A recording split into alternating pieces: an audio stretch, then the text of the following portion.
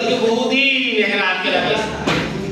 এখন বলছে যে ওনারা সবাই একটা সিদ্ধান্ত নিল যে আমরা সবাই বলবো, এরা নিজেদের মধ্যে আলোচনা করে কিরে তুই বলে সহ আমি বলছি তুই আমি বলেছি এইভাবে নিজেদের মধ্যে একটা আলোচনা করছে।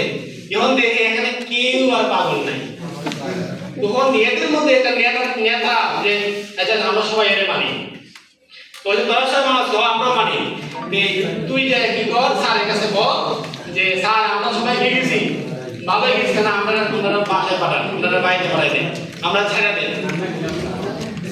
এখন ঠিক আছে তোমাদের ভালো হয়েছে, ওই নেতা কি করলো স্যারের কাছে জানাইছে, যিনি কর্তৃপক্ষ আছে ওনাকে জানাইলো, তো ওদেরকে নিয়ে একটা মিটিং করলো যে তোমাদের কিভাবে পরীক্ষা করা যায়।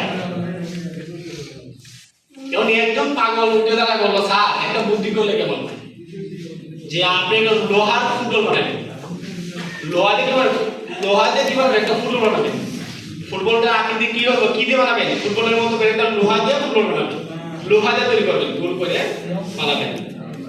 তখন এই লোহার ফুটবলে যে লাথি দিব সেই হচ্ছে পাগল, আর যে লাথি দিব না সেই ভাবে সে ছুটি দিবে।